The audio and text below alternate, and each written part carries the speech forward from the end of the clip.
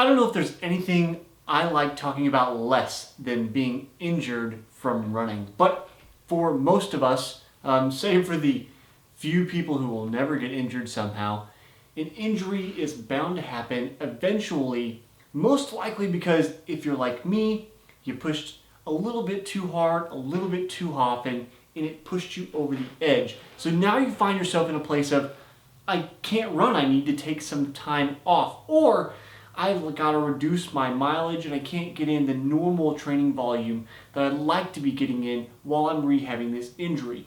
So today, I want to go over how to stay sane when you're injured and can't run like you really want to.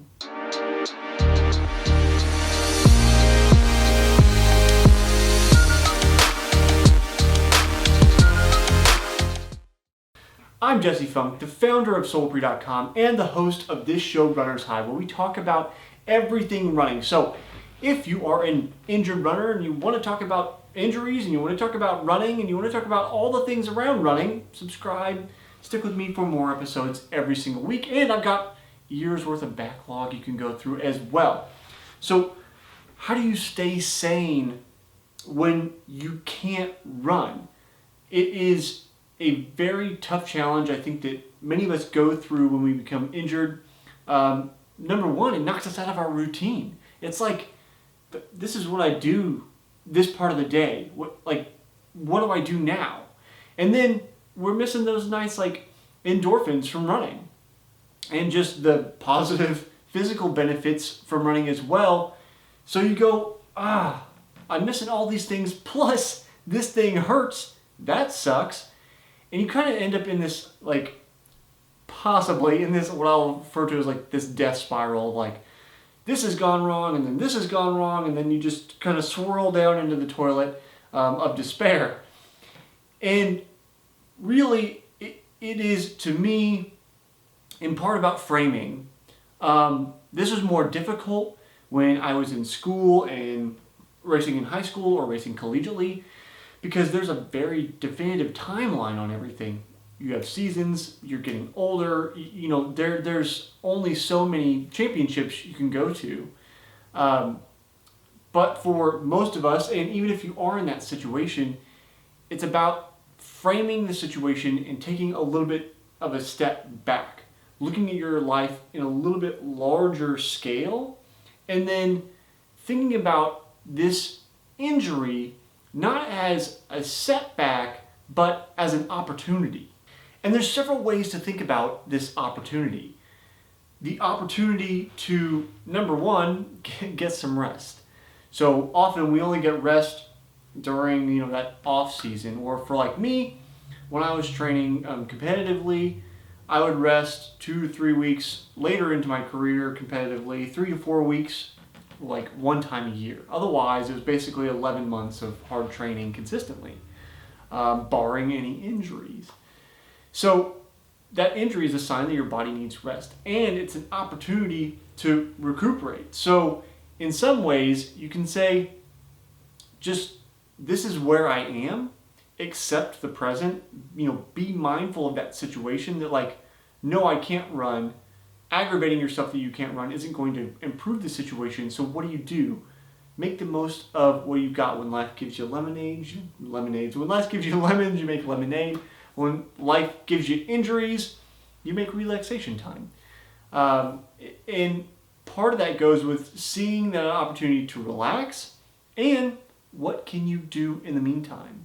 As a great example, this year I've been dealing with Achilles tendinosis. Finally, at this point, as I'm recording this, I may be within 4 to 8 weeks of being back to building full mileage, but I've been on conservative mileage pretty much all year so that I can get through this. It's a degenerative thing. Tendons take forever to adapt, and for me in particular, it's taken a long time after I blew it up racing. So what did we do with my schedule? Well, I went from 6 days of workouts, which were 4 days of running, down to 5 days of workouts, 3 days of running, and Wednesday's been off. Well, what's the opportunity? I'm not working out that day.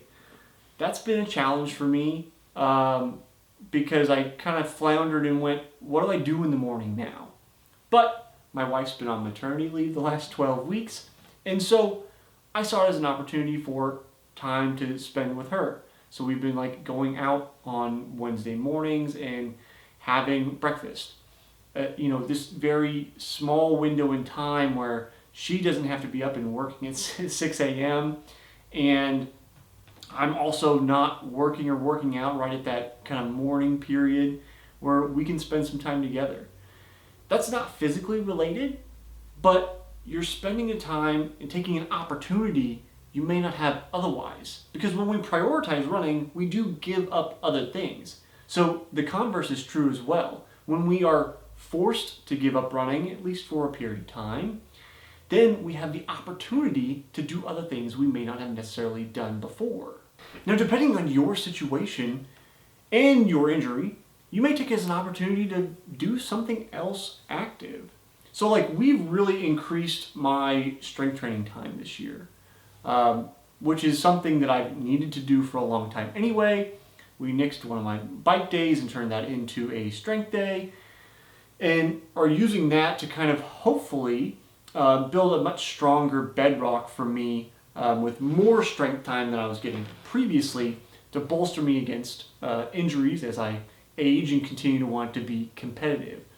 For you, maybe that's, hey, I always wanted to take up rock climbing, or I wanted to take up cycling, or in my case, like I still swim even though I'm not really racing triathlon anymore. There is the opportunity to take up some of these other active things if they don't aggravate that particular injury that maybe you wouldn't do if you weren't running. And it's an exploration, so maybe you find out, hey, I like doing martial arts more than I like running. Great, you wouldn't have had that opportunity otherwise. So seeing it as an opportunity that it is, that you now have this time that you wouldn't have had otherwise, is a great way to stay sane and avoid that kind of like despair spiral into the toilet where you just don't know what you want to do. That all being said, I think it's important to also realize and recognize it's okay to still be upset or sad or depressed about your situation. I don't think it's necessarily good or productive to go, this is how I'm going to be forever, but recognizing that, hey, it's okay to feel sad.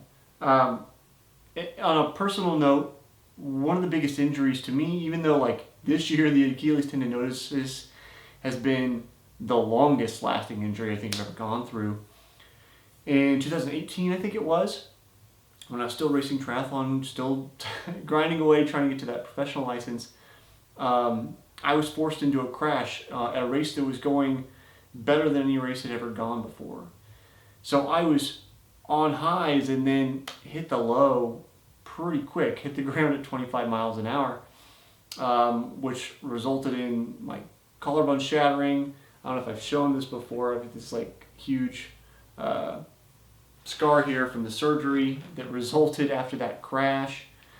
And that was a very forced time off where I had spent, thousands and thousands of hours over a decade post-college, almost a decade, trying to get this professional license is like why I was trying to do everything. And that situation really led me to a dark place. In terms of the physicality, I recovered in a few months. I was back in the pool, back pool swimming. I was lopsided arms wise, and I still raced triathlon for a couple more years, but I really lost a lot of my hunger to race because I put so much into it, and it was shattered. A situation which was outside of my control, I should add. There was nothing I could have done differently. Somebody came on the inside of me and forced me out. I hit gravel that didn't even look like it was on the road. So when something truly like external to you happens to you that you didn't seem to cause, that can certainly put you in a really bad place. And like I said, I've been there. And I think it's fair to acknowledge that maybe don't feel great at that time, and that's okay.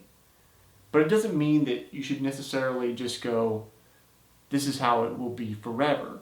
You look to, like I mentioned in the beginning of the video, what are my opportunities now?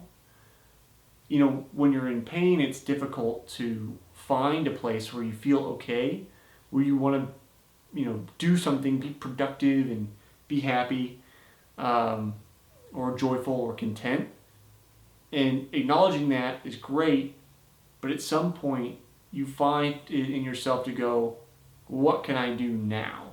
Maybe I can start painting, or like I do other things, like I play in the local symphony. So in the case of the collarbone, not going to be great since I play the violin.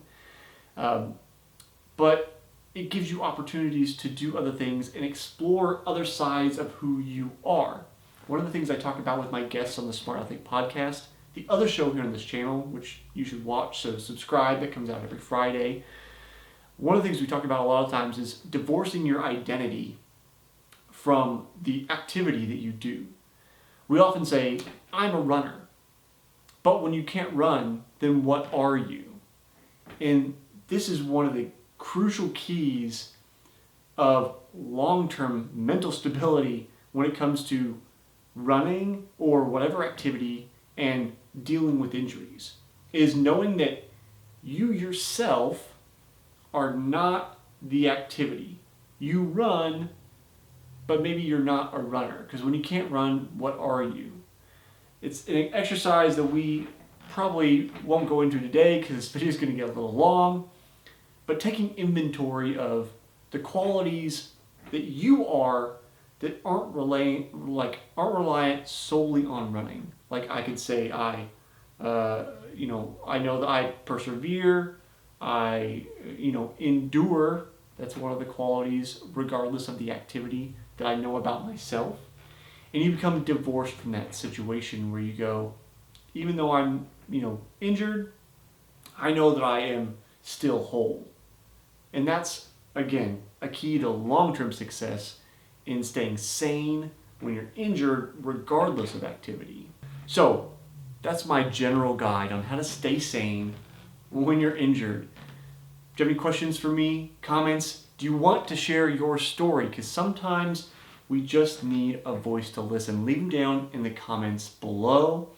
We're going to link to some of the conversations I've had with other runners on the Smart Athlete podcast. I'd really love for you to check those out, because hearing other people's stories makes us, at least myself, feel not so alone, especially in our disparate, disconnected world as we are now. We're so connected on the internet, but now so disconnected as well.